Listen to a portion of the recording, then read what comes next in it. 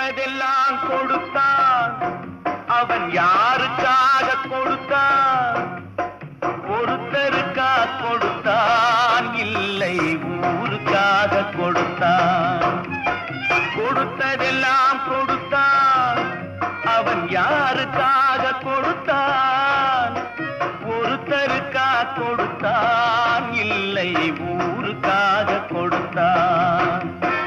ஒருத்தருக்கா கொடுத்தான், இல்லை ஊருக்காக கொடுத்தான்.